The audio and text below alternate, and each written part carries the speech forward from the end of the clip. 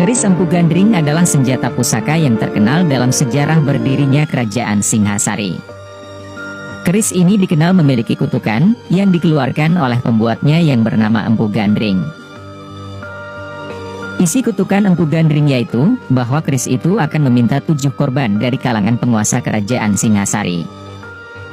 Kutukan keris ini pun benar-benar berlaku, yang mengakibatkan terbunuhnya raja-raja Kerajaan Singhasari. Keris Empu Gandring merupakan keris yang dipesan oleh Ken Arok, yang pada awal abad ke-13 menjadi prajurit dari Tumapel, sekarang Singhasari, di Malang. Keris ini dipesan oleh Ken Arok untuk menghabisi majikannya sendiri, yaitu Tunggul Ametung, yang saat itu menjadi aku di Tumapel. Hal ini dilakukan karena Ken Arok jatuh cinta dengan istri Tunggul Ametung yang bernama Ken Dedes. Ken Arok kemudian memesan keris kepada seorang pandai besi terkenal saat itu, yang bernama Empu Gandring. Empu Gandring menjanjikan kepada Ken Arok akan membuatkan keris yang sakti dalam waktu 1 tahun. Namun selang beberapa bulan, Ken Arok sudah tidak sabar. Dia pun nekat datang menemui Empu Gandring, dan merebut keris yang belum selesai itu. Kemudian Ken Arok mengujinya dengan menusukkannya ke dada Empu Gandring hingga tewas. Keris itu pun yang kala itu diambil Ken Arok belum memiliki nama. Nama keris Empu Gandring sendiri sebutan dari pembuatnya. Dalam keadaan sekarat, Empu Gandring mengutuk kalau keris itu nantinya akan membunuh 7 orang penguasa, termasuk Ken Arok dan anak cucunya.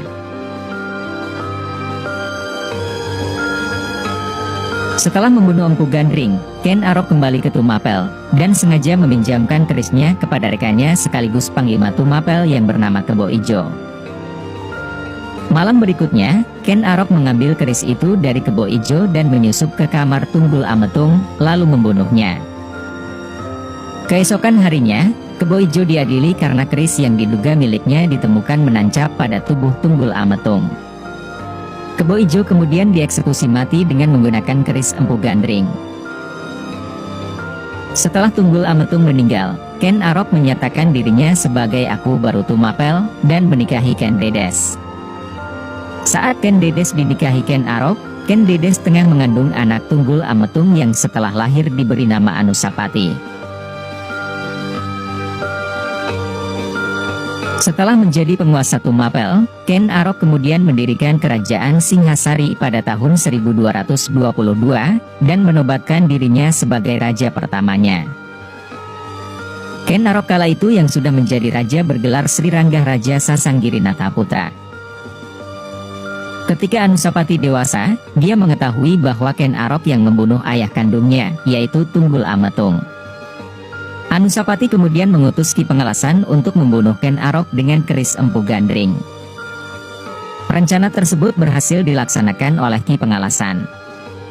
Untuk menghilangkan jejak, Anusapati kemudian membunuh Ki Pengalasan dengan keris Empu Gandring, supaya kejadian itu tidak diketahui oleh keluarga kerajaan.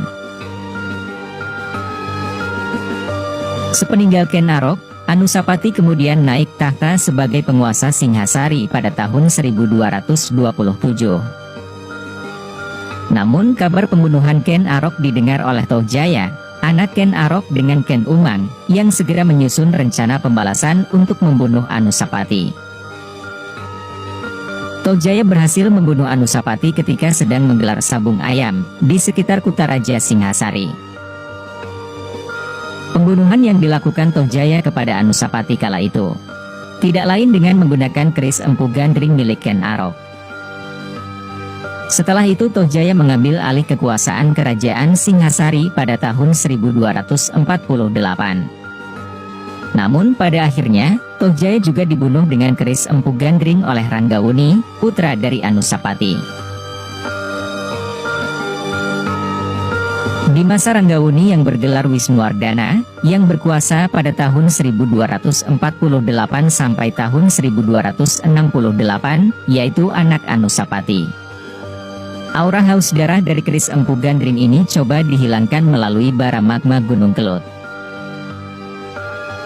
Aura panas keris itu kemudian diadu dengan menggelegaknya kawah Gunung Kelut. Bahkan konon di Gunung Kelut keris Empu Gandring itu disemayamkan atau dikuburkan. Hasilnya perseteruan antar keluarga dalam dinasti Raja Sasingosari di masa Wisnuwardana berakhir. Aura jahat keris Empu Gandring takluk oleh panasnya kawah Gunung Kelut yang pernah meletus juga di zaman Majapahit era Hayam Wuruk. Keberadaan Gunung Kelut yang dipercaya menjadi kuburan keris Empu Gandring, walaupun tentunya perlu pembuktian lebih lanjut, ternyata juga memiliki hikayat panjang. Hikayat ini juga hidup sampai saat ini sebagai terjadinya atau lahirnya berbagai gunung yang ada di Pulau Jawa. Konon Jawa Dwipa atau Pulau Jawa berabad-abad silam selalu diterpa ketidakstabilan alamnya. Daratannya kerap terombang-ambing oleh gelombang samudera. Kalangan dewata di kahyangan kala itu bingung atas kondisi Jawa Dwipa, hingga akhirnya muncul ide cemerlang dari Betara Guru. Jawa Dwipa harus diberi pemberat, biar tidak terus terombang-ambing, demikian ide cemerlang Betara Guru. Mahameru yang ada di Jambu Dwipa, yaitu India, harus dipindahkan ke Jawa Dwipa, lanjut Sang Betara menjelaskan gagasannya. Para dewata sepakat Gunung Mahameru dipindahkan ke Pulau Jawa. Namun dalam proses pemindahannya, bagian gunung berguguran di sepanjang perjalanan, hingga menjadi gunung-gunung lain di Jawa. Satu di antara gunung-gunung itu adalah Gunung Kelut. Selain merenggut jiwa si penciptanya, Empu Gandring sendiri juga merenggut jiwa si pemesan, Ken Arok, Tunggul Ametung, Kebo Ijo, Ki Pengalasan, Anusapati, dan Toh Jaya.